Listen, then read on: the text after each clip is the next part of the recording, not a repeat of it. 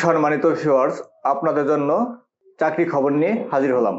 আপনারা লক্ষ্য করতে পারছেন এখানে লেখা আছে গণপ্রজাতন্ত্রী বাংলাদেশ সরকার কমিশনারের কার্যালয়, কাস্টমস, এক্সাইজ ও ভ্যাট কমিশনারেট, ঢাকা পশ্চিম, ঢাকা।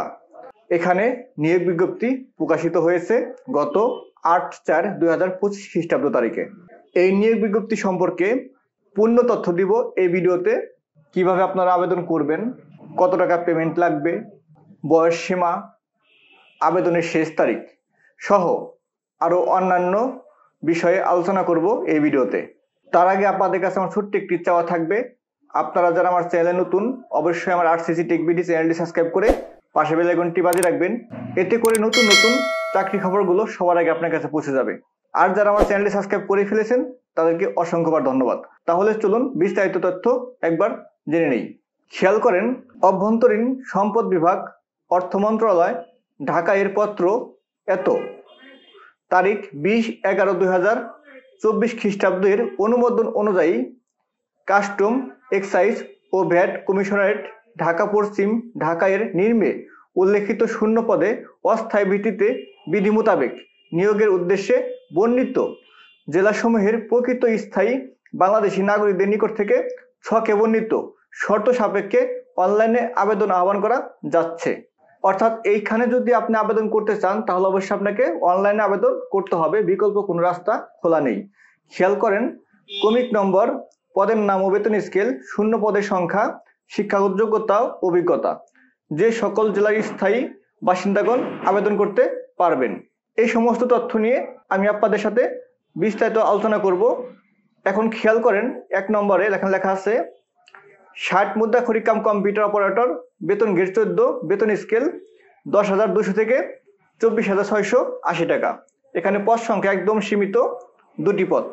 যোগ্যতা হচ্ছে কোনো স্বীকৃত বিশ্ববিদ্যালয় হইতে নিম্নতম দ্বিতীয় শ্রেণী বা সমমানের সিজিপিএতে স্নাতক বা সমমানের ডিগ্রি থাকতে হবে। কম্পিউটার ব্যবহারের দক্ষতা এবং ষাটলিপিতে সর্বনিম্ন গতি বাংলা প্রতি মিনিটে ৪৫ শব্দ ও ইংরেজিতে ৭০ শব্দ থাকতে হবে। কম্পিউটার মুদ্রাক্ষরে বাংলা প্রতি মিনিটে ২৫ শব্দ ও ইংরেজিতে ৩০ শব্দ থাকতে হবে। এখন খেয়াল করেন, এখানে কিন্তু কম্পিউটারকে প্রায়োরিটি দেওয়া হয়েছে। অবশ্যই আপনাকে কম্পিউটার জানা থাকতে হবে এখানে আবেদন করতে হলে। আর যারা কম্পিউটার কাজ জানেন না, অতি দ্রুত কম্পিউটার কাজ জেনে নেবেন, কারণ বর্তমানে কম্পিউটার ছাড়া কোনো চাকরি হওয়া টাফ। এখন খেয়াল করেন, উচ্চমান সহকারী, পদ সংখ্যা ৪টি। কোনো স্বীকৃত বিশ্ববিদ্যালয় হইতে নিম্নতম দ্বিতীয় শ্রেণী বা সমমানের সিজিপিএতে স্নাতক বা সমমানের ডিগ্রি থাকতে হবে। কম্পিউটার ব্যবহারের দক্ষতা এবং word processing, data entry, typing ইত্যাদির ক্ষেত্রে সর্বনিম্ন গতি বাংলা প্রতি মিনিটে ২৫ শব্দ, ইংরেজিতে ৩০ শব্দ থাকতে হবে। এখন আসেন ৩ নম্বরে ক্যাশিয়ার, পদ সংখ্যা ৪টি। কোনো স্বীকৃত বিশ্ববিদ্যালয় হইতে বাণিজ্য বিভাগে স্নাতক ডিগ্রি এবং কম্পিউটার চালনায় দক্ষতা থাকতে হবে। ওয়ার্ড প্রসেসিং সহ কম্পিউটার চালানোর দক্ষতা ও অভিজ্ঞতা থাকতে হবে। খেয়াল করছেন, প্রত্যেকটা জায়গায় কিন্তু আপনার কম্পিউটারকে অগ্রাধিকার দেওয়া হয়েছে। কম্পিউটার না জানলে কিন্তু আপনার চাকরি পাওয়া বা চাকরি করা খুবই কষ্টকর বা অসম্ভব হয়ে পড়বে। এখন খেয়াল করেন নিচের দিকে, অফিস সহকারী কাম কম্পিউটার মুদ্রাক্ষরিক, বেতন গ্রেড ১৬, বেতন স্কেল ৯,৩০০ থেকে ২২,৪৯০ টাকা। এখানে পদ সংখ্যা ৩টি। যোগ্যতা হচ্ছে কোনো স্বীকৃত বোর্ড হইতে নিম্নতম দ্বিতীয় বিভাগ বা সমমানের জিপিএতে উচ্চ মাধ্যমিক সার্টিফিকেট বা সমমানের পরীক্ষা উত্তীর্ণ, কম্পিউটার ব্যবহারের দক্ষতা এবং গতি বাংলা প্রতি মিনিটে ২০ শব্দ এবং ইংরেজিতে ৩০ শব্দ থাকতে হবে। এখানে কম্পিউটারকে প্রায়োরিটি দেওয়া হয়েছে। খেয়াল করেন নিচের দিকে, এখানে ড্রাইভার, পদ সংখ্যা ২টি। কোনো স্বীকৃত বোর্ড হইতে জুনিয়র স্কুল সার্টিফিকেট বা সমমানের পরীক্ষায় উত্তীর্ণ, ড্রাইভিং লাইসেন্স থাকতে হবে। গ্রেড ১৬ এর ক্ষেত্রে হালকা গাড়ি চালনার বৈধ হালকা ড্রাইভিং লাইসেন্স। অভিজ্ঞতা সম্পন্ন চালকগণ অগ্রাধিকার পাবেন, অর্থাৎ যারা অভিজ্ঞ ড্রাইভার তারা কিন্তু এখানে প্রায়োরিটি পাবেন। এখন আসেন সিপাই, গ্রেড ১৭, বেতন স্কেল ৯,০০০ থেকে ২১,৮০০। এখানে পদ সংখ্যা একটু বেশি আছে, খেয়াল করেন ৩১টি পদ। এখানে যোগ্যতা হচ্ছে কোন স্বীকৃত শিক্ষা বোর্ড হইতে মাধ্যমিক স্কুল সার্টিফিকেট অথবা সমমানের পরীক্ষা উত্তীর্ণ হলে কিন্তু আপনি এখানে আবেদন করতে পারবেন। উচ্চতা ৫ ফিট ৪ ইঞ্চি পুরুষ, ৫ ফিট ২ ইঞ্চি মহিলা এবং বুকের মাপ ৩০-৩২ ইঞ্চি উভয়ের ক্ষেত্রে, অর্থাৎ স্বাভাবিক ৩০, সম্প্রসারিত ৩২ হলে কিন্তু আপনি আবেদন করতে পারবেন। এখন আসেন 7 নম্বরে, ডুপ্লিকেটিং মেশিন অপারেটর। পদ সংখ্যা 2টি। কোন স্বীকৃত বোর্ড হইতে নিম্নতম দ্বিতীয় বিভাগে সমমানে উচ্চ মাধ্যমিক সার্টিফিকেট, এইচএসসি বা সমমানের পরীক্ষা উত্তীর্ণ এবং ফটোকপি মেশিন চালানোর বাস্তব অভিজ্ঞতা, কম্পিউটার ব্যবহারে দক্ষতা থাকতে হবে। এখানেও কিন্তু কম্পিউটার ঢুকে দিছে, কম্পিউটার লাগবে। এখন নিচে দিকে খেয়াল করেন, ডেসপাস রাইডার। পদ সংখ্যা 1টি। কোন স্বীকৃত বোর্ড হইতে নিম্নতম দ্বিতীয় বিভাগ বা সমমানের সিজিপিএতে উচ্চ মাধ্যমিক স্কুল সার্টিফিকেট বা সমমানের পরীক্ষায় উত্তীর্ণ। মোটরসাইকেল চালনায় বাংলাদেশ সড়ক পরিবহন কর্তৃপক্ষ কর্তৃক প্রদত্ত বৈধ লাইসেন্সধারী এবং কম্পিউটার ব্যবহারে দক্ষতা থাকতে হবে। এখন খেয়াল করেন 9 নম্বরে, অফিস সহায়ক। এখানে পদ সংখ্যা হচ্ছে 15টি। কোন স্বীকৃত বোর্ড হইতে মাধ্যমিক স্কুল সার্টিফিকেট বা সমমানের পরীক্ষায় উত্তীর্ণ, অর্থাৎ এসএসসি বা দাখিল পরীক্ষায় উত্তীর্ণ হলে কিন্তু আপনি এখানে আবেদন করার যোগ্যতা পাবেন। এখন আপনারা খুবই গুরুত্বপূর্ণ একটি জিনিস খেয়াল করেন, এখানে উপরের দিকে কি লেখা আছে খেয়াল করেন। ঢাকা, মানিকগঞ্জ, টাঙ্গাইল ও জামালপুর জেলার স্থায়ী বাসিন্দাগণ এই সার্কুলারে আবেদন করতে পারবেন। অর্থাৎ এখানে নির্দিষ্ট করে দেওয়া হয়েছে ঢাকা, মানিকগঞ্জ, টাঙ্গাইল ও জামালপুর জেলার স্থায়ী বাসিন্দাদের জন্য এই সার্কুলার। এর বাহিরে অন্য কোনো জেলার লোক কিন্তু এখানে আবেদন করার সুযোগ নাই। এখন আসে নিচের দিকে, নিম্নবর্ণিত শর্তাবলী আবেদন ফর্ম পূরণ এবং পরীক্ষা অংশগ্রহণের ক্ষেত্রে অবশ্যই অনুসরণ করতে হবে। প্রার্থীকে অবশ্যই বাংলাদেশের স্থায়ী নাগরিক হতে হবে। সাধারণ ও বিভাগীয় প্রার্থীদের ক্ষেত্রে বয়সসীমা 1/1/2025 তারিখে 18 থেকে 32-এর মধ্যে হতে হবে। বয়স প্রমাণের জন্য কোনো এফিডেভিট গ্রহণযোগ্য নয়।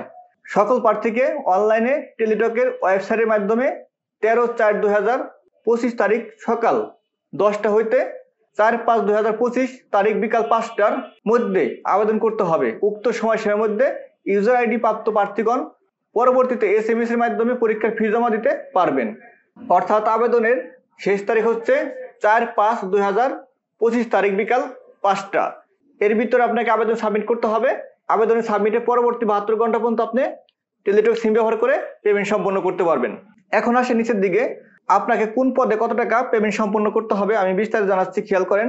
আর যারা আপনারা আমার চ্যানেলে নতুন, আপনাদের কাছে আমার একটি চাওয়া থাকবে, অবশ্যই আপনারা আমার চ্যানেলটি সাবস্ক্রাইব করে পাশে বেল আইকনটি বাজিয়ে রাখবেন। এতে করে নতুন নতুন চাকরি খবরগুলো সবার আগে আপনার কাছে পৌঁছে যাবে।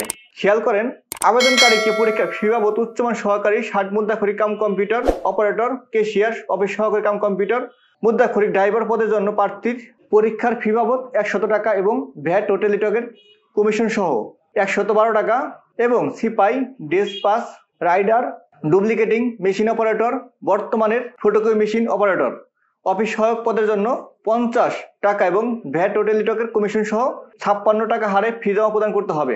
সকল গ্রেডের অনগ্রসর নাগরিকদের ক্ষেত্রে 50 টাকা এবং ভ্যাট ও টেলিটকের কমিশন সহ 56 হারে ফি জমা প্রদান করতে হবে। এখন নিচে দিকে খেয়াল করেন, অ্যাপ্লিকেশন সাবমিট দেওয়ার পর আপনারা কিভাবে এসএমএস করবেন, অর্থাৎ পেমেন্ট সম্পূর্ণ করবেন। এসএমএস এর নিয়মটি আমি এখন আপনাদের বলে দিচ্ছি, খেয়াল করেন। আর এসএমএস করতে আপনাকে অবশ্যই প্রয়োজন হবে টেলিটক একটি সিম, সেটা আপনার নিজের হোক বা অন্য কারো হোক, অবশ্যই সেটা টেলিটক সিম হতে হবে। এসএমএস দেওয়ার নিয়ম হচ্ছে example VATDW space user ID. User ID পাবেন আপনার অ্যাপ্লিকেশন কপিতে। অ্যাপ্লিকেশন কপি থেকে ইউজার আইডি নিয়ে সেন্ড করবেন 16-3-2 নম্বরে। সেন্ড করার পর আপনাকে ফিরতে একটি এসএমএস দেওয়া হবে। সেই এসএমএস আপনাকে জানানো হবে কত টাকা কেটে নেওয়া হবে এবং একটি পিন নাম্বার দেওয়া হবে। যদি আপনি রাজি থাকেন তাহলে আপনাকে দ্বিতীয় এসএমএস করতে হবে। দ্বিতীয় এসএমএস করার নিয়ম হচ্ছে example VATDW space ES space pin number লিখে সেন্ড করবেন 16-3-2 নম্বরে। দ্বিতীয় এসএমএস করার পর আপনাকে কনগ্রাচুলেশন জানানো হবে এবং একটি আইডি পাসওয়ার্ড দেওয়া হবে। আইডি পাসওয়ার্ডটি আপনি সংরক্ষণ করে রাখবেন, ভবিষ্যতে কাজে লাগবে। পরবর্তীতে যখন আপনার পরীক্ষার ডেট পড়বে তখন কিন্তু আপনাকে এসএমএস আকারে জানিয়ে দেওয়া হবে অ্যাডমিট কার্ড ডাউনলোড করার জন্য। তখন অ্যাডমিট কার্ড ডাউনলোড করলে কিন্তু আপনি জানতে পারবেন কবে, কোন তারিখে, কোথায় পরীক্ষা, সব তথ্য কিন্তু অ্যাডমিট কার্ডে লেখা থাকবে। আমার এই ভিডিওটি যদি আপনার ভালো লেগে থাকে বা একটু উপকার এসে থাকে তাহলে অবশ্যই লাইক, কমেন্ট, শেয়ার করতে ভুলবেন না। আপনার একটি লাইক, একটি কমেন্ট, একটি শেয়ার, একটি সাবস্ক্রাইব আমাকে আপনাদের জন্য আরো নতুন নতুন চাকরি খবর সংগ্রহ করতে উৎসাহ যোগাবে। ধন্যবাদ, ভালো থাকবেন। আবার আসবো আপনাদের জন্য নতুন করে একটি চাকরি খবর নিয়ে।